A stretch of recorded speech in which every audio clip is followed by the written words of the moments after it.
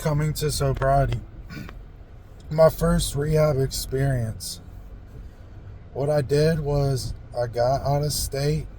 I did that for a few different reasons. Main reason being I had legal problems, so I wanted to get help, get out of state. So if they said, hey, your future indictment, we decided the prosecutor's going to prosecute you for this, you have this court date, then I could push back court dates and basically prolong until I had to go and actually serve my time.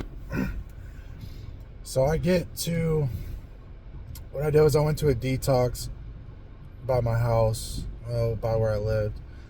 I think I only spent 5 days there. Maybe 4 or 5 days.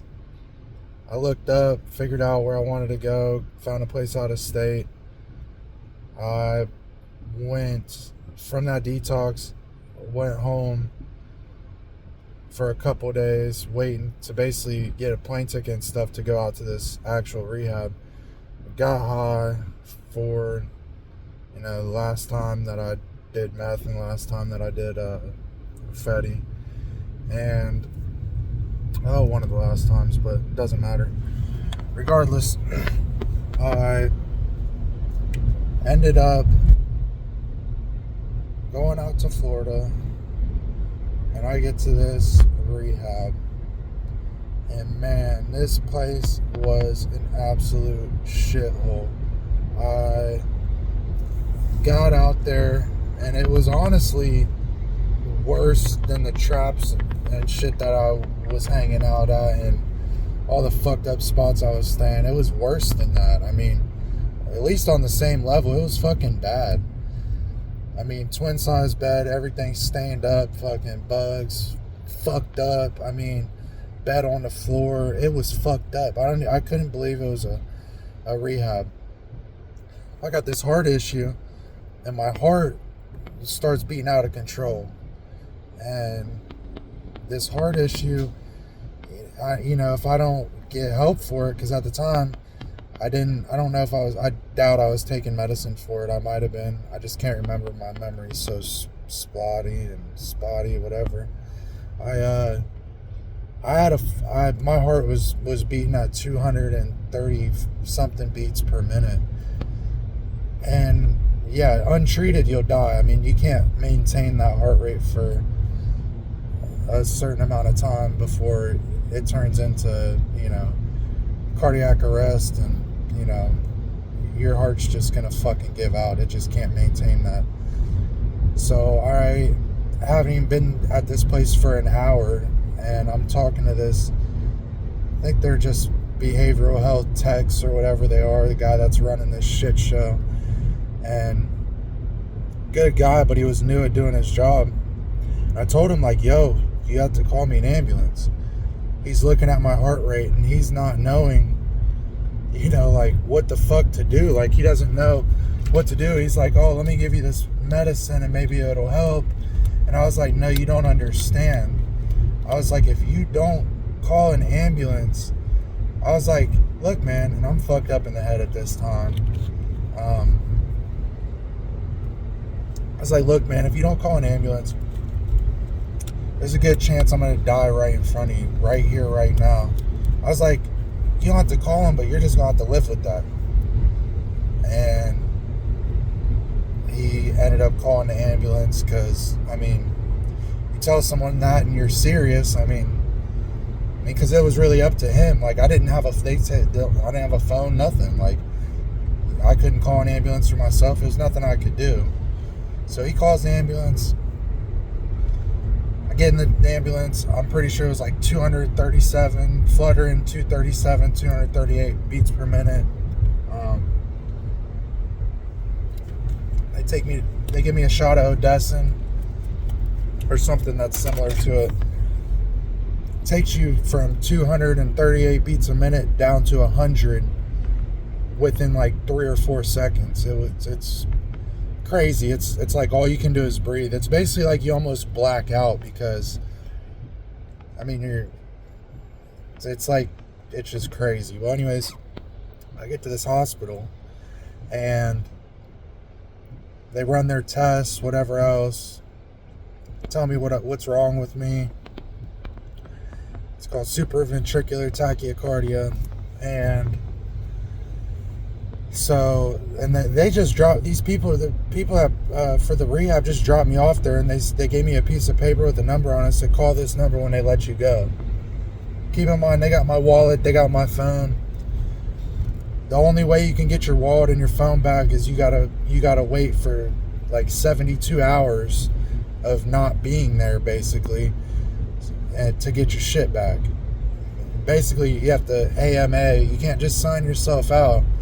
You have to not be there for 72 hours before they give you your shit back. So I leave. I get out of the hospital. I'm freaking the fuck out. I mean, like, I'm like damn near having a panic attack. Like, just my fucking thinking I made the wrong decision. I'm you know, dope sick. I just want to fucking get high. It's just, I just had the heart situation. It just fucking sucked. I mean, I used the phone at the hospital. I think I called my mom back home and was like, I need to get the fuck up out of here. Like, there's nothing she could do. There's nothing I could do. I stayed out there for probably like 6 hours. Like, literally just walking around this fucking hospital, like, just pondering what I want to do. Like, do I want to just be homeless for the 3 days and then find my way back up there? I mean, I'm talking walk my way, like not have anything and figure out where the fuck I have to go for all this shit. Or do I just call these people and tell them to come get me? I ended up sitting out there for like 6 hours, and then finally I called them, had them come and get me. It's fucking middle of the night, about in the morning. Come get me. I go back to this fucking shithole. I end up staying in this fucking piece of shit program for fucking like 35 or 40 days. Come home, stay sober for like 3 weeks, had some more bullshit happen in my life that was completely unexpected. And yeah, then I started getting high again. That leads me into my second rehab. There's time in between, overdose in between, whatnot. But yeah, so that's just a glimpse in basically my first detox leading into my first rehab. It's kind of a hell story, if you will. I've got a lot of them, actually, from a lot of these places. But yeah, man, if you need help, man, yeah. I mean, I spent a few years of going in and out of these rehabs and going back to the street to finally end up learning enough from these places about myself, like actually applicable things. Because at first you go and you're like, this is a fucking waste of time, but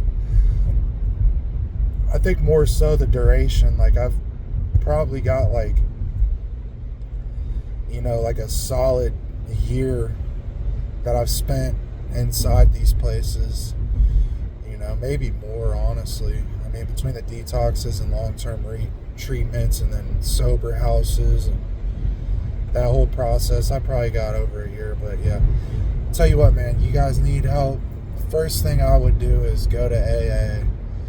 There's obviously specifics, protocols on shit you should do for different drugs and whatnot, but first thing you should do is go to AA, or if you're really fucked up, you need to go to a detox. Or if it's Xanax or if it's alcohol, you need to go to a hospital. You can pretty much get away with all the other shit, you know.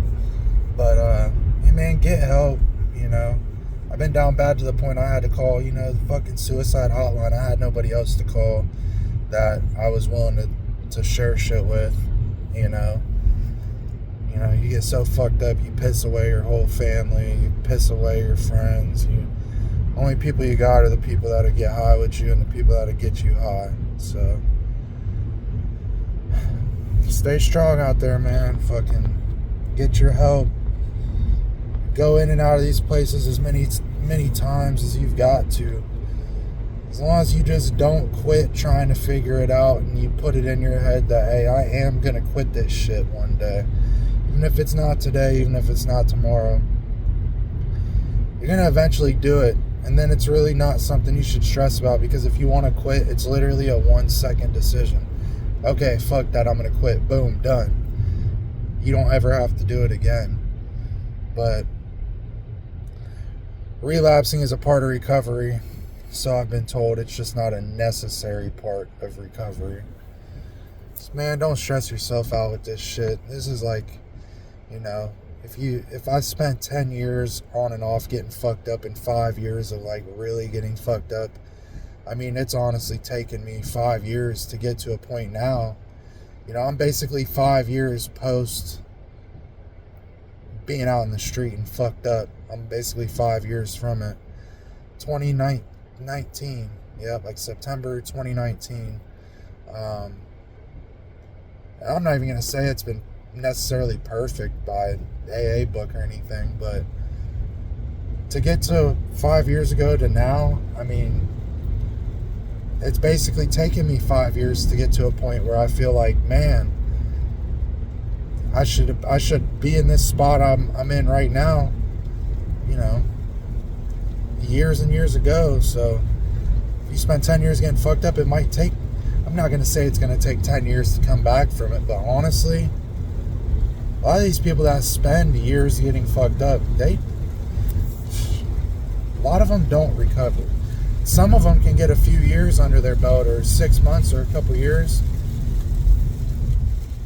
But I've seen these people do great. I've seen people that were addicts for 20 years, 30 years, and get well, and then you find out 3 years down the road that, hey, so-and-so overdosed and died, and you're like, damn. You end up doing this shit so long, you might fuck around and make yourself a lifer, even if you get clean time. Obviously, I don't even want to put that in your head. I don't want to wish that on you. This is just shit that I've seen. Like, I'm a 0.01% statistic, probably more so than that, of people that have been getting fucked up for over 5-10 years and actually come back and then become completely successful on a full 360. I mean, and a complete 360 is what I've made. Stay strong out there, guys. I'm gonna keep making these videos, and I hope it helps even one person. That would make it worth it for me. Peace.